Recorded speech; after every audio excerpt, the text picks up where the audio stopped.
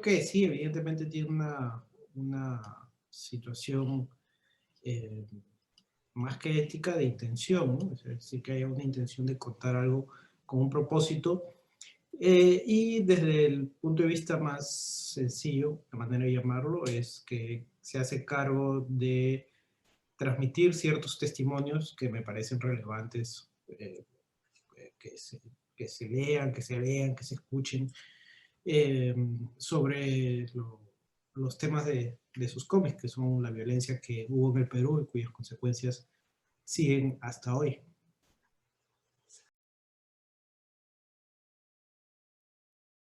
Yo creo que la intención fue, bueno, lo que nos generó el propósito de hacer una historieta de ese tipo era eh, procurar ayudar a contarlo. Como bien dices tú, se ha contado o se intenta contar estas historias desde otros formatos, como el documental, por supuesto el reportaje, los libros de testimonio, los análisis sociológicos, pero digamos que no es que nosotros, hablo en el caso de Rupay, que somos tres autores, buscásemos hacer una historieta, sino que somos dos de los autores, historietistas, dibujantes, y era natural el propósito de hacerlo según el medio que mejor nos acomodaba.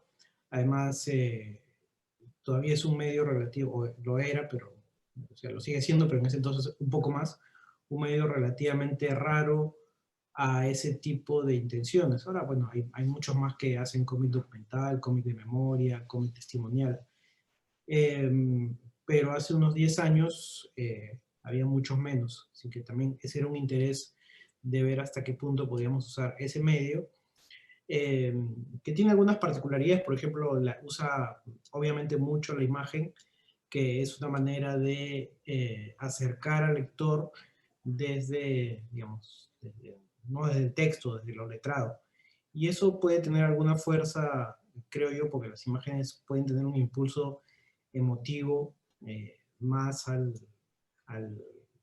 lado que no es especialmente de la razón o que quiere interpretarlo todo desde la razón, sino más emocional.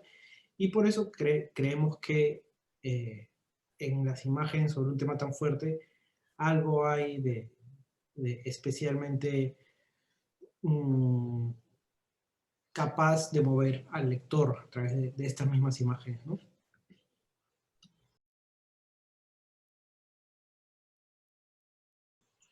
Algo de eso hay, por supuesto hay diferentes maneras de enfocar el valor. Una de ellas puede ser su naturaleza, um, eh, eh, no voy a decir underground, pero sí de justamente no estar en el área de la cultura que es más respetable, entre comillas, sino que tiene una naturaleza, creo yo, parte de la tradición de la historieta ha sido ser más cercana a lo que las, la cultura masiva es. Bueno, ahora pues han habido muchos cambios con el cambio de ciclo, hasta que casi no se puede decir que cierto tipo de lectura sea masiva. Pero en todo caso, su rama, su tronco familiar viene de ahí, de la cultura masiva, y esa proximidad es buenísima de explorar como medio, ¿no? Como formato, mezclándolo, claro que sí, a estos temas que son complicados, pero no por complicados le son extraños a la gente. O sea, por lo menos en Perú, la violencia no es que sea un tema ajeno a todos, al contrario, solo que su discusión es rara porque, claro, hay cierto tipo de interés en que no se discuta y no se conozca esto de un modo más integral dentro de las escuelas, jóvenes y familias.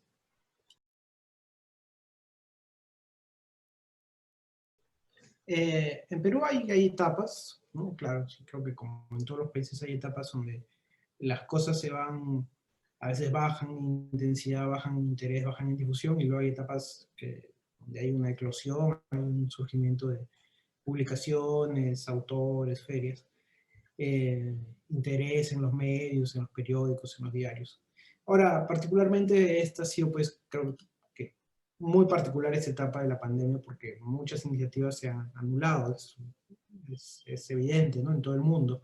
Se han cancelado festivales, se han cancelado conversatorios, y aquí en Perú no es la diferencia, se han cancelado ferias, eh, festivales pequeños que había de fanzines, ferias de fanzines. Así que luego el ciclo va a empezar, pero de otra manera. Por lo menos en Perú, pues lo que no ha cesado es el dibujo en redes, ya sea como ilustración o como viñetas. Hay de todo un poco que le puede gustar a todo el mundo, pero básicamente eh, por ahora, durante lo que dura la pandemia, es donde está confinada la iniciativa. Eh, Tratando de adaptarse también a las ferias y todo ese tipo de eventos que tanta falta nos hacen a los historietistas, también al medio virtual. En cuanto a historietas, pues hay mucho, hay de todo, bueno, mucho dentro de mucha variedad, digamos, ¿no? Porque es un medio muy difícil, ¿no? Casi no hay venta masiva de historietas. Eh, Me gustaría recomendar un par de libros, o un par de autores. Rodrigo Lahoz es uno muy bueno, un amigo mío que dibuja y escribe muy bien sus historietas. Me gusta mucho lo que hace. Eh, siempre es injusto mencionar nombres, pero bueno, voy a mencionar algunos más que se me vienen a la cabeza ahorita, ¿no? Una autora argentina que está trabajando muy bien algunas cosas, Soli Otero. Ella vive ahora en Francia, pero publica libros en idioma español y llegan. Yo creo que van a llegar también a México. Martín López Lam también es un chico casi mi edad, yo tengo 46.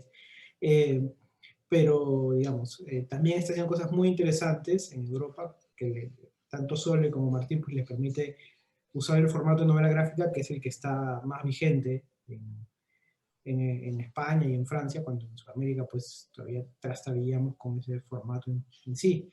Eh, está muy interesante lo que hace Martín López con el color y con las historias largas, como digo, ¿no? Mencioné aquí a Rodrigo Lahoz. Eh, bueno, Power Paola, que es una historietista bastante conocida aquí en Sudamérica y que debería ser un poco más conocida en otras partes. Ella tiene además, creo que pueden buscar una película animada que se ha hecho sobre su obra, que es Virus Tropical. Bueno, un favorito mío, Juan Sáez Valiente de Argentina, que también es un magnífico historietista, se me viene a la mente ahorita porque he disfrutado mucho sus libros. Es también amigo mío, he tenido la suerte de viajar a festivales y después nos hemos conocido varios historietistas sudamericanos. Y pueden buscar su obra, que es muy buena, de una alta calidad en escritura, de verdad. A veces los historietistas nos concentramos demasiado en la imagen y dejamos de lado lo que es el guión como historia, y bueno, las historias de Sáez Valiente tienen una solidez y una frescura bastante recomendable. Tiene dos libros que puedo recomendar, que son El hipnotizador y La sudestada. Así que si pueden, y si dan una chance de encontrarlos en México, pues genial.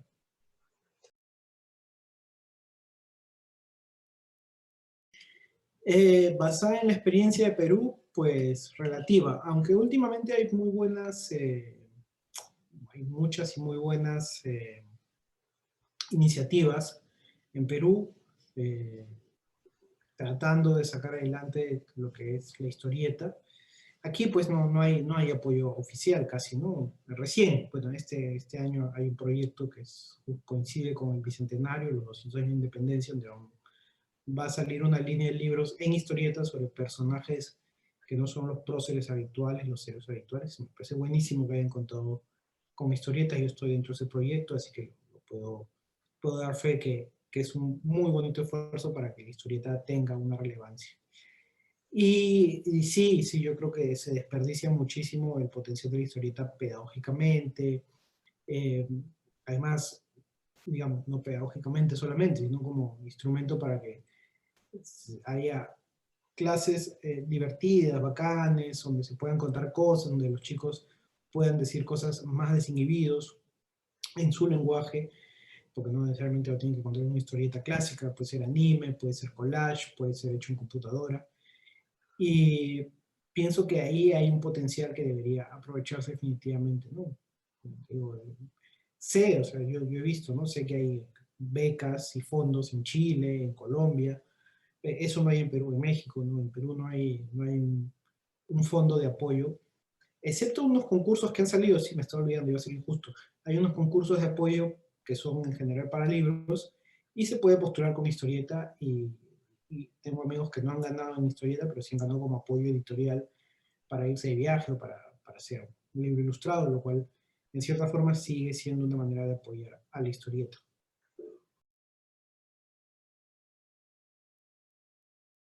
No sé si, a ver, lo primero, claro, es que haya un dibujo que tenga cierto estándar de calidad. Es decir, el dibujo en historieta es lo más importante, ¿no? No por menospreciar o desestimar o subestimar la historia, pero un dibujo tiene que ser claro, tiene que transmitir emociones, expresar emociones, y además, si va dependiendo del tema, pues tiene que cumplir con unos requisitos elementales de verosimilitud, ¿no? De veracidad, ¿no? Más de verosimilitud, porque si vas a dibujar una calle, pues tienes que saber cómo dibujar una calle, un auto, cómo se abre una puerta, cosas esenciales para que el lector no se detenga en esos errores. Y como dije, expresar, porque la idea de una historieta es hacer énfasis, el dibujo hace énfasis en lo que se cuenta. Es importante que eh, haya un dominio, por lo menos básico, de lo que es el rostro humano, las expresiones humanas, las expresiones del cuerpo, en el lenguaje de historieta. Es decir, no es lo mismo dibujar un retrato, dibujar otro, o dibujar de una foto, o dibujar una ilustración publicitaria. Hay muy buenos dibujantes que pueden hacer eso, pero el dibujante de historieta particularmente tiene que tener una manera de presentar las cosas que no tiene que ver con dibujar idéntico a algo o dibujar algo a la perfección, sino que dibujarlo de una manera muy expresiva, ¿no? Ese énfasis es importante. Y lo otro es que la historieta también tiene que tener una exigencia, ¿no? En su manera de contar, es decir, la historia no puede excusarse, como a veces pasa, en que la historieta es para jóvenes y por lo tanto simplificar en demasía, hacer una especie de echarle un poco de agua a la tintura para que se espere que quien lea esa historieta la entienda mejor. Ciertamente hay géneros, hay infantil, juvenil, para adultos, pero sí, si yo cuento algo, no tengo por qué hacer de esa historia una, una cosa más superficial o más frívola, más simple, creyendo que le estoy haciendo un favor a la historieta, porque no es así. En realidad lo que uno hace es bajar el estándar de narración.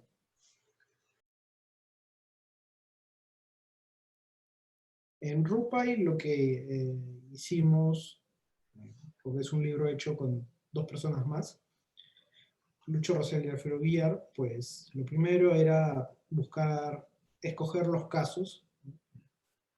Los casos sucedieron en diferentes localidades, en diferentes años, así que de la larga lista de casos de los 20 años de conflicto armado interno, de violencia, pues elegimos un lapso de tiempo, que es el inicio y digamos el fin de la primera época, que es el 84, es decir, el fin, casi el fin del pico de la violencia, donde hubieron más muertos y más desaparecidos. 1980, 1984, y escoger algunos casos de los centenares de casos de violencia, de perpetraciones que ha habido, tanto por parte de Senderos Luminosos como por parte de las fuerzas del orden, eh, ejército, infantería marina y policía, de esos años. Una vez escogidos los casos, pues lo que había que hacer era documentarnos, y nosotros hicimos ese libro basándonos, por un lado, en la Comisión de la Verdad y por el otro, en investigaciones que se habían hecho ya varios años más antes por instituciones de derechos humanos, pero también yendo a hemerotecas, buscando periódicos, buscando libros, revistas, y todo eso nos fue muy útil para hacer un guión que al principio lo hizo Alfredo Villar, que hizo un guión, digamos, general, un guión que podía ser eh, adaptado a diferentes medios. Luego me daba el guión y yo lo adaptaba como guión de historieta. Y finalmente yo hacía los lápices y Luis Rosell hacía la tinta y el color. Así que nos dividimos así el trabajo. Y por supuesto la parte más difícil siempre es la documentación cuando tienes poca información, porque es empezar de cero. Felizmente, como dije, en las hemerotecas y las investigaciones de organismos de derechos humanos y la misma CBR nos proveyó de muchísimo insumo para poder dar ese paso de creación, ese paso creativo.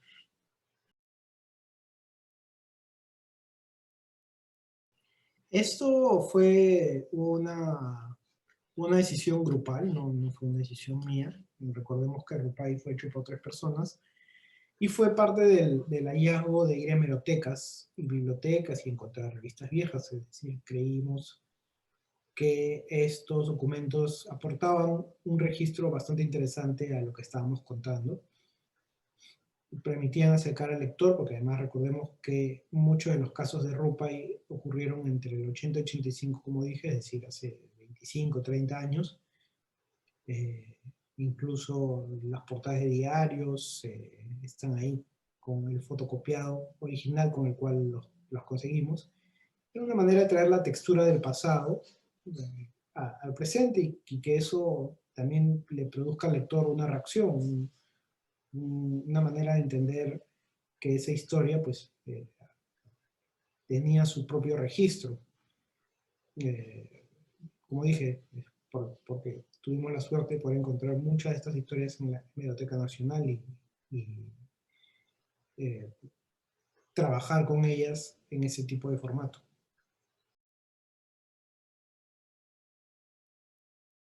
Sí, sí, bueno, que ya cada quien tenía sus propios proyectos, había sido un poco desgastante trabajar los 3 en Rupa, y así que preferimos cada quien ir por su lado. Eh, Igual nos hemos encontrado en proyectos aquí y allá. Y además en Barbarie lo que yo quería era contar más historieta y tiene menos texto y prescindo de los periódicos y uso pues lo que es un lenguaje más narrativo del dibujo, ¿no? Menos texto, menos casos para que el dibujo pueda fluir y además se, al menos en Barbarie, lo que hay es tratar de dar una narrativa más próxima al lector en tanto se le pide que entienda algo más con menos texto, ¿no? No digo que esté mal otro, simplemente son decisiones creativas distintas.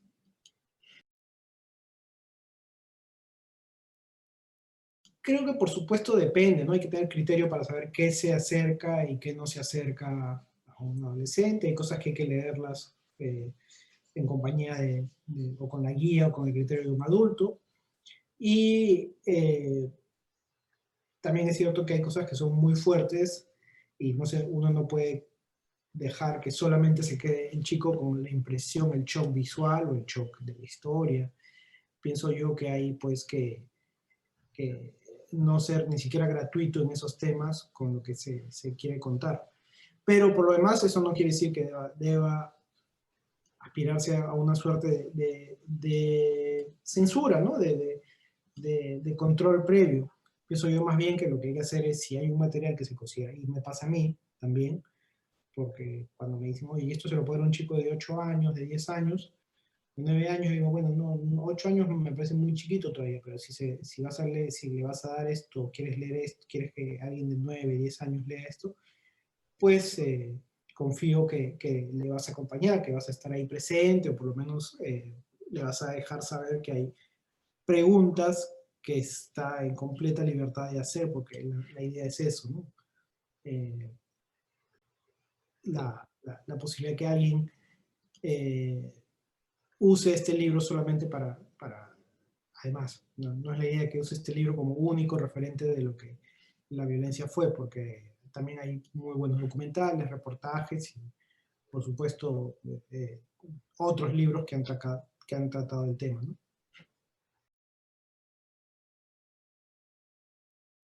Fundamental, ¿no? Porque la verdad es que yo creo que desde cierto punto de vista se le subestima mucho y se le cree que solamente se quiere implantar en su mente que historieta es superhéroes y que la historieta solo es esta cosa de la cual salen superhéroes para el cine, es decir, que como si fueran además un subproducto muy elemental que hay que tratarlo de una manera más respetable o más divertida. Yo, ojo, no tengo nada en particular contra las historias de superhéroes, trato de leer un poco de todo lo que me gusta en todo caso. No es mi género favorito, pero bueno, pienso que hay muy buenas cosas ahí. El problema es cuando se cree que ese es lo mejor que da la historieta, o lo único que tiene sentido hacer en historieta, o lo único que tiene, de lo cual tiene sentido hablarle al lector, sobre todo, como digo, cuando ni siquiera se le eh, impulsa a leer historieta, por lo menos en superiores, ¿no? Simplemente se le dice, bueno, de acá viene esto que te gusta tanto, de acá viene Spider-Man, y ya, o sea, de aquí salió, y luego se intenta mover su atención únicamente a las películas y sus derivados, series y demás. Eh, pero por otro lado, también pienso que el lector tiene muchos lectores son lo contrario a eso, ¿no? Porque aquí por lo menos en los últimos 10 años, 15 años, han crecido muchísimo los espacios de historieta en las librerías. Pues antes era común, hace 15, 20 años, cuando alguien iba a una librería, pues el espacio era de un anaquel, una línea de libros, y en cambio ahora pues hay 2 o 3 paredes, e incluso uno puede encontrar espacios especiales para la historieta. Eso habla precisamente de que hay un interés que lleva a que las historietas estén llegando más fluidamente a las librerías, por lo menos ahora que se están reabriendo más frecuentemente después de la pandemia.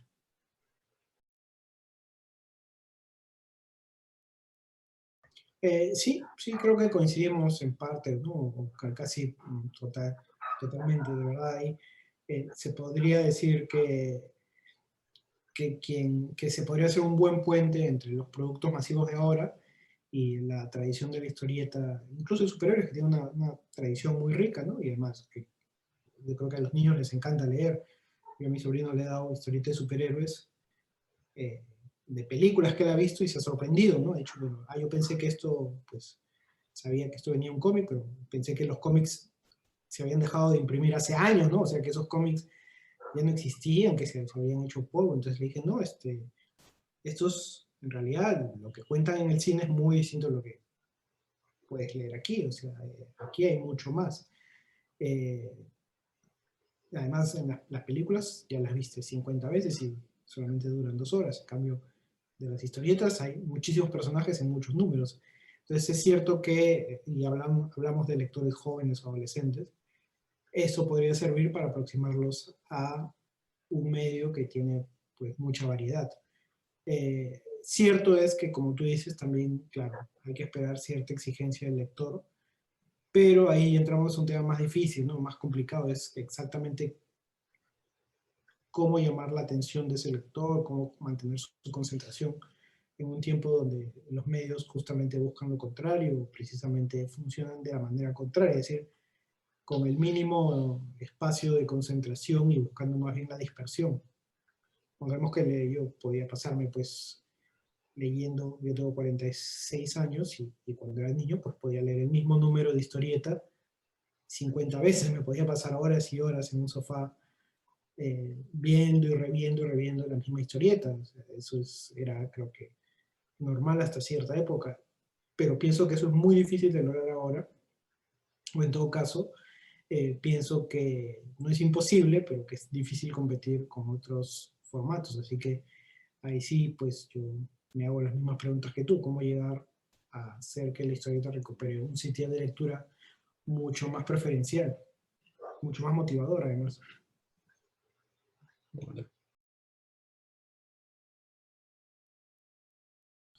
Diría lo que le pido a la crítica de cualquier medio o lenguaje. Primero, que quien hace la crítica tenga un bagaje, tenga lecturas, ¿no? No que sea pues una biblioteca andante. Es demasiado que leer como para que eso sea posible. Pero sí que tenga lecturas fundamentales, mínimas. Lo otro es que tenga no solo lectura sobre el medio, sino que siendo la historieta un medio visual, pues entienda de qué se trata este medio visual, es decir, que entienda cuáles son los fundamentos de la historieta como lenguaje visual. Eh, es decir, alguien que no sabe cómo hablar de movimiento, de acción, de gesto, por hablar de tres acciones mínimas que la historieta usa, ¿no? Movimiento, secuencia, gesto, sí, que es el lenguaje eh, elemental para hablar de qué estás contándose. No necesariamente que el dibujo esté bonito, que el dibujo te parezca tal, o que el dibujo es tal, sino cómo ese dibujo funciona para contar lo que quiere que contar. Eh, lo otro, igual, o sea, en esta época de likes, lo hablaba con un amigo justo, con Renzo González, a quien habíamos mencionado muy al principio, que hoy día lo vi, fui a recoger un libro en la librería donde trabaja, y estuvimos hablando, y pues una de las cosas que decíamos que el problema es que hay mucha gente que se dice especialista en historieta, pero en realidad lo que hacen es hablar bien de cosas para ser amigo de todos, ¿no? Para ser el que cae bien, que al final no son ni autores, ni dibujantes, son gente que se llama a sí misma difusor, pero que a veces, no todos, por supuesto, unos cuantos, ¿no? Sus reseñas son eso, son me encantó, me gustó, maravilloso, espléndido, ya salió, es la maravilla. Entonces no hay ningún nivel de exigencia, solamente se usa la historieta como muchas otras cosas para tener un nombre, para el ego, para caer bien, y eso es difícil, ¿no? Porque claro, en esta época lo que se busca es el like, ¿no? El compárteme, yo te likeo y tú me likeas, todo está bien, yo hablo bien de ti, tú hablas bien de mí, o dame esa preferencia. Entonces eso es otra exigencia, es que sin que alguien sea pues un matón de las redes, pues no tenga miedo de decir algunas cosas, ¿no? Si, por supuesto me incluyo a mí, si a alguien no le parece que esté algo bien en uno de mis libros, lo diga, porque eso no es un pecado, no está nada mal, simplemente es una manera de expresar una observación, incluso un desacuerdo con una manera de plantear una historia. Eh, pero claro, hay mucha gente que le teme a eso, como dije, ¿no?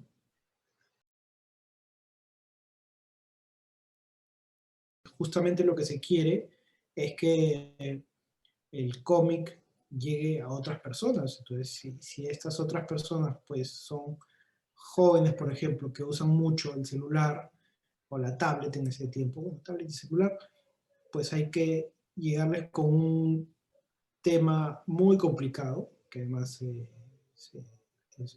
al cual es muy difícil de acceder, digamos, sin ser eh, condescendiente, pero yo sé que un chico de 18 años, una chica de 18 años, no necesariamente va a leerse 4 páginas de un artículo de periódico sobre el extractivismo. Más probable es que vea una historia contada en su celular que leer ese texto, ¿no? Que puede ser un poco pesado. Crítico, interesante, pero pesado. Entonces, eh, uno parte de premisas narrativas. En este caso, el webcomic, la premisa narrativa es llevar el tema a quienes se pueden mostrar interesados, pero el formato resulta una barrera. Entonces, lo pensamos deliberadamente así. El equipo periodístico ya tenía pensado hacer este tipo de formatos de aproximación de temas muy complicados a las personas que no son el público tradicional, no son ni el tipo que se sienta, ni el hombre ni la mujer que se sienta a leer algo de 4 páginas, ni, ni la persona de 50 años que se sienta los domingos en la noche a ver su especial periodístico, no, es llevar el formato a otro lugar. Y funcionó, creo que le ha ido muy bien al webcomic, a ese y a otro más que hemos hecho.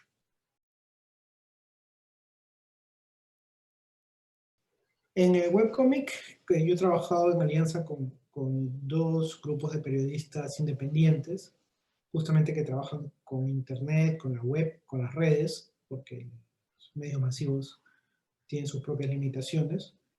Uno es Ojo Público y otro es Convoca, y con los dos con webcomic han sido sobre más o menos el mismo tema, ¿no? Uno es el extractivismo, el impacto de un conflicto social en base a, a una explotación minera, y el otro es justamente los efectos que una explotación minera tiene en una familia. Yo creo que les ha ido bien, sobre todo porque son muy nuevos, no se había hecho antes en Perú por lo menos el, el webcómic La Guerra por el Agua, que lo pueden buscar así en Google, La Guerra por el Agua, ojo público. Eh, ha sido pues el primer webcómic interactivo periodístico que ha salido en Perú y uno de los primerísimos que salió en Sudamérica, así que también algo de alegría por ser pioneros nos da, y uno aprende muchísimo, y bueno, el futuro, eso va a ser parte del futuro, así que uno no lo va a aprender para olvidarlo, para desestimarlo, sino que seguramente eh, se va a usar de otras maneras, ¿no?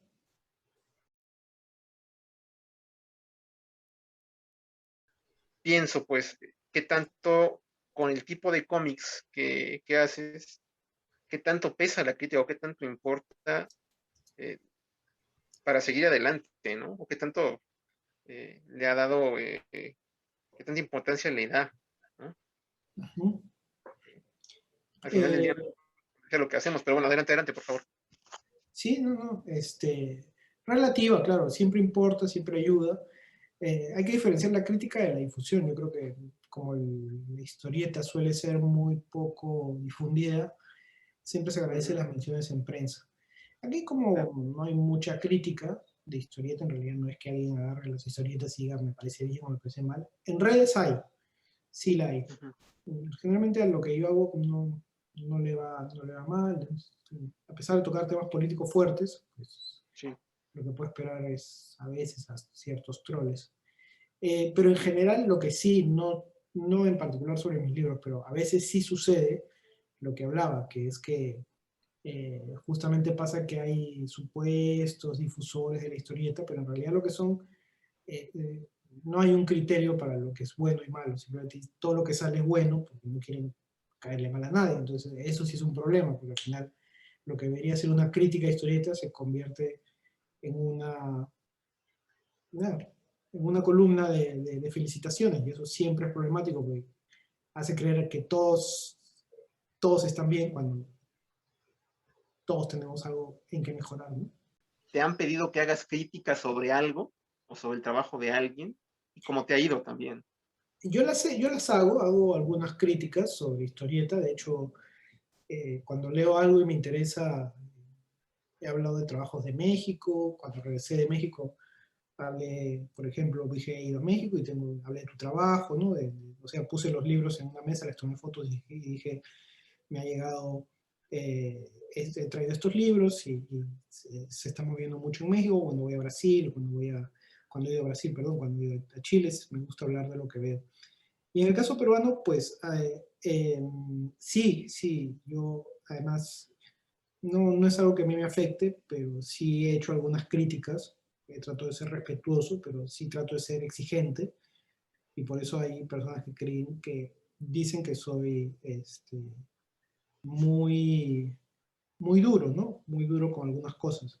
Pero en realidad es porque le tengo mucho cariño al oficio, y cuando veo que alguien no le hace un favor al oficio, pues se tiene que decir, no hay otra manera. O sea, si no, el oficio termina malbarateado.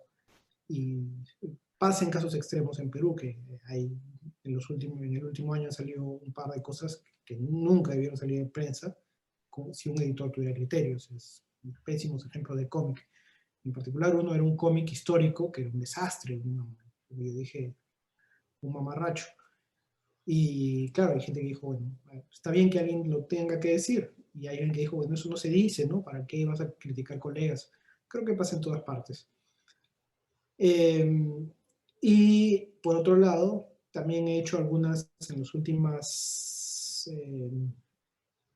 meses, he estado criticando algunas cosas de humor gráfico que salen diarios, porque hay un par de dibujantes que están usando el recurso de pegar fotos en caricaturas, lo cual me parece un recurso muy, muy muy barato, ¿no? Si te contratan en un diario, tienes la suerte de ser uno de los 4 o 5 que estás trabajando en un diario cuando hay 300 caricaturistas sin trabajo, y encima no eres el mejor, estás muy en medio de la tabla, y encima agarras una foto, la pegas y la retocas en la tablet y dices que eso es caricatura, o sea, me parece un esperpento hacer eso, ¿no? Es una falta de respeto total al oficio. O sea, si no tienes ganas de dibujar, pues renuncia, y si eres el encargado gráfico de un diario, pues no lo llames humor gráfico, di la foto chistosa, podrías poner ahí, ¿no? El retoque chistoso, o el calco chistoso. Eh, y nuevamente, ¿no? Lo dije un poco más elaboradamente, pero nuevamente me dijeron, no, pero ¿para qué criticas a otros colegas? Eso, entre nosotros no hay que criticarnos, hay que dejárselo a los críticos, pero no hay críticos, no hay críticos de historieta. Entonces, bueno, como digo, si uno lo dice es por el amor al oficio, es, que salta a la vista. O sea, felizmente hay gente que comienza a decir, sí, está bien que se llegue a esas cosas porque es evidente, ¿no? La falta de amor al oficio. Insisto, si alguien no tiene ganas de dibujar, porque de eso se trata finalmente, te paguen o no te paguen, pues hay que ser muy honesto con uno mismo y decirlo, ¿no? La verdad es que alguien lo podría hacer mejor que yo en este puesto. Porque si no, la gente que mira una viñeta, una caricatura en un diario, va a pensar que la historieta es eso, es el menor esfuerzo posible para hacer un mono, un chiste, o sea, y eso, la verdad que da coraje, ¿no? O sea, se fastidia que haya tan poco respeto por el oficio.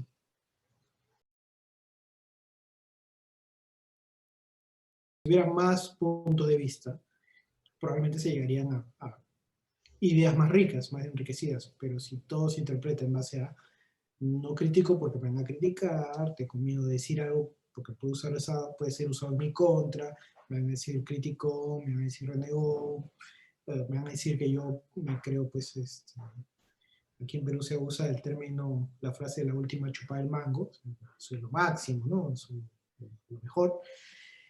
El problema es ese, ¿no? Ahora, por supuesto, los historietistas no existimos en una burbuja aislada del espacio-tiempo, ¿no? Trabajamos con editores, trabajamos con diseñadores, y lo ideal, dentro de lo que me preguntas, es que esos mismos editores estuvieran suficientemente educados como para que si no sé, un historietista diga, yo pienso que el humor gráfico es esto, un editor que tiene 20, 25 años trabajando en periodismo te diga, no, o sea, no es solo lo que tú dices. Te voy a poner un ejemplo. Mira, en Francia se trabaja así, mira, en Brasil se trabaja así, mira, hace 15 años yo trabajé con este dibujante. Ese sería un espacio ideal, ¿no? Pero sucede que muchos encargados del área gráfica de diarios también pues desconocen el medio del humor gráfico y el medio de la historieta, ¿no? Llega un dibujante que no sabe y se encuentra con un editor que no sabe, y así que lo que sale impreso es cualquier cosa, o sea, sale muy por debajo del estándar que un buen editor te diría, esta cosa que me has presentado me la vuelves a hacer, porque me has calcado 50 veces esta cara y no puedes volver a hacerla mía. Y si no te sale, una de dos, o aprendes a dibujarla, o presenta tu renuncia, que entre alguien que sabe dibujar, ¿no? O sea, esa es la condición ideal. Yo creo que, y si parezco muy enfático en esto, es porque, claro, el nivel del humor gráfico en Perú ha bajado muchísimo, porque hay justamente, no por la falta de buenos dibujantes, sino porque el estándar de lo que se publica ha bajado muchísimo, ¿no? O sea, hay muy buenos historietistas trabajando actualmente, ¿no? Carlín, Mechaín, son dos buenos historietistas, caricaturistas, perdón, que han estado trabajando hace mucho, ¿no?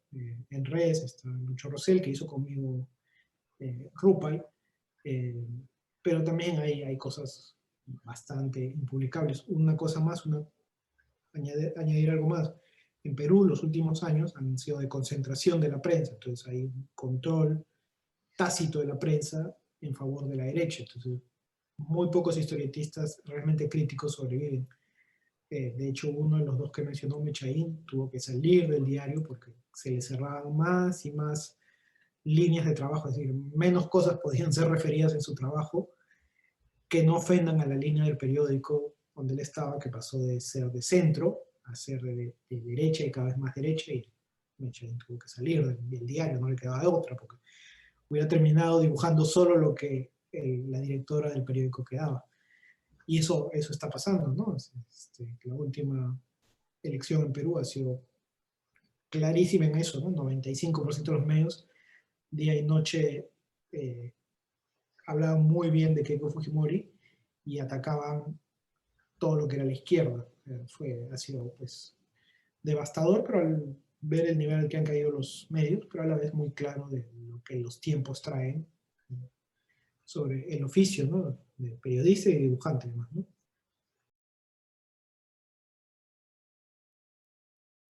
Yo les recomendaría, pues, a uno de los padres del cómic testimonial, que es Joe Sacco. Yo diría que para empezar, reportajes, porque son obras breves, ágiles, hechas para el lector que recién se inicia, y les o sea, pueden leer 10, 14 páginas sin temerle, pues, a lo que es las 200 o 300 páginas de Palestina o Notas al pie de Gaza, que si les gusta reportajes, prueben con esas, ¿no? Ya se ve. Bueno, ese es un episodio de mi trabajo, una muestra de Barbarie. Como hemos dicho, es cómics basados en casos reales de violaciones a los derechos humanos, crímenes perpetrados por Sendero Luminoso, en este caso es el ejército, porque de ambas hubo, creo que como en todo conflicto de ambos lados hay, en el caso de Perú no fue diferente, ¿no? Pero en particular ese es un caso emblemático, como decimos acá, de la violencia. Una comunidad campesina arrasada por una patrulla del ejército.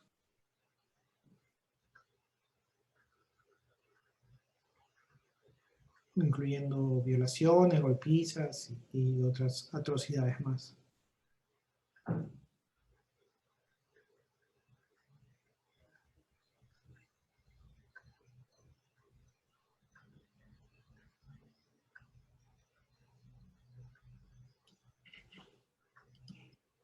Persépolis les recomendaría porque también es una historia que mezcla lo histórico y lo biográfico, y el dibujo no es tan apabullante como el caso de Yusaku y en cierta medida, en menor medida el mío. Y les puede gustar porque tiene algo de humor también y de romance, así que creo que tiene más ingredientes que pueden agradar a su paladar gráfico, a su paladar narrativo.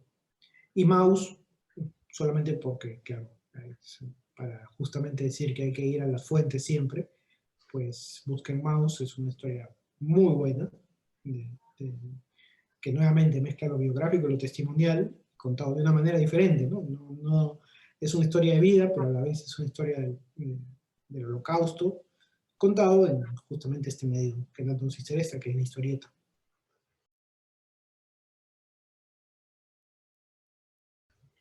Que finalmente también tiene otros alcances el cómic, digo, esto de Rupai y esto otro que me acabas de mostrar, está en un tono, no voy a decir completamente diferente, pero es que sí es muy diferente al hombre que no hace dramas, pues. Ajá, sí, sí, sí. Y aquí más bien, los Sí. lectores, mi pregunta o mi comentario, los lectores inesperados de tu trabajo, eh, aquí pensando en, tú tienes una idea, o yo quiero pensar que no tienes una idea de tu lector ideal cuando haces algo hablando de cómics, sea algo como en el tono de Rupai o algo como en el tono del hombre que no hacía dramas. Pero ¿qué lectores han llegado a decir que tu trabajo me sirve para algo que yo no esperaba que me pudiera echar luz o servir para algo? ¿Ha pasado algo así? ¿Te has topado con Sí, años? ¿Cómo ha sido también? sí, yo creo que sucede. Por un lado, por ejemplo, con el humor, ¿no? Las increíbles aventuras, pueden encontrarlo en Facebook como las increíbles aventuras del hombre que no se hacía dramas. Cada tanto retomo la tira, es como si tuviera temporadas, ¿no? Entonces va a encontrar, creo que hay, ahorita hay 130 tiras, más o menos. Y yo siempre digo que no voy a hacer más y termino haciendo 10 más, 10 más. Así que, pero bueno, eso es por ejemplo, una tira que me ayuda a conocer lectores de todo tipo, ¿no? La mayoría de ellos creo que ni idea saben que yo hago cómic documental. Así que de ellos tengo respuestas como la que tú dices, ¿no? Hay gente que dice, terminé con mi novio, terminé con mi novia y esto me hizo reír, o me ha hecho pensar mis relaciones, o yo soy así, y me sentía incomprendido, así que son el tipo de reacciones que solo el humor puede producir, porque crea esa distancia, ¿no? Esa clave, esa piedra de toque para que la gente le pierda seriedad a la vida y tome las cosas con más levedad. Y por otro lado, yendo justamente el tema, que es el tema de esta conversación, que Aaron había planteado, también me pasa en mi labor, pues, dando charlas o siendo profesor, usando mis cómics, ¿no? Gente que en las charlas, porque llega y se interesa, de repente dice, bueno, siempre pensé que el tema del conflicto armado en Perú era una cosa a la cual yo no quería asomarme, pero ahora me doy cuenta que hay maneras de que se ha contado que podría servir a mi sobrino, por ejemplo, ¿no? Alguien que me dice, no, ahora sé que cómo contarle esto a mi hijo o a mi sobrino. Y esas son algunas de las mejores reacciones que hay, porque justamente la idea es que lectores jóvenes se aproximen al tema y sobre todo a ser contado en historietas. Para mí es una de las mejores formas en la cual esto sucede, ¿no? Esta conexión obra-lector.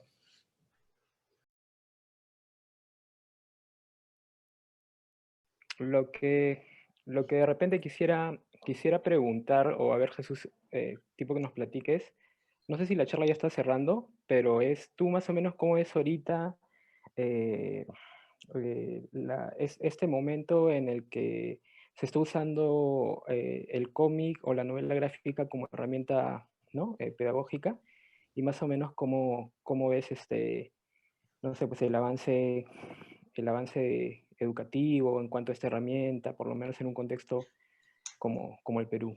Si nos puedes dar comentarios sobre eso.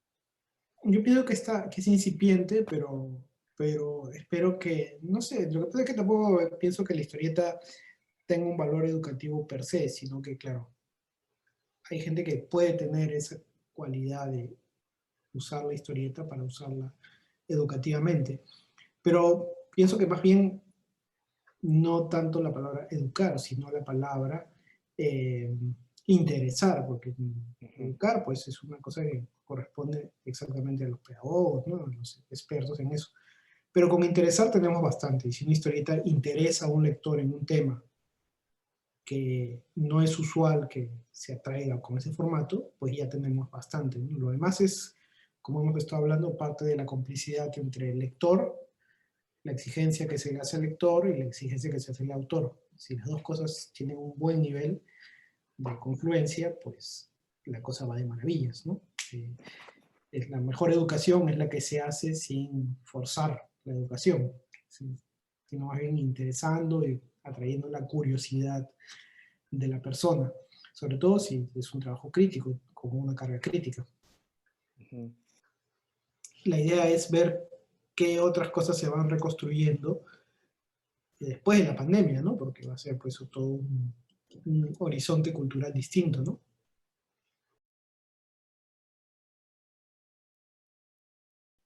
Para cerrar, que la idea es eso, me parecen magníficas estas intenciones de acercar gente, no solo lectores a la historieta, sino gente de un país a otro.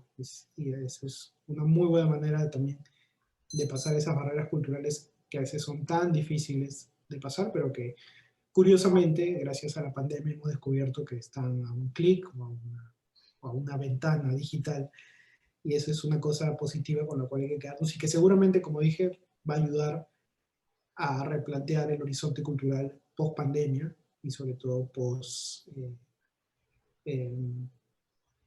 crisis, ¿no? ¿No? Muchísimas gracias a ustedes y de verdad, gracias por darse el tiempo de acompañarnos este sábado.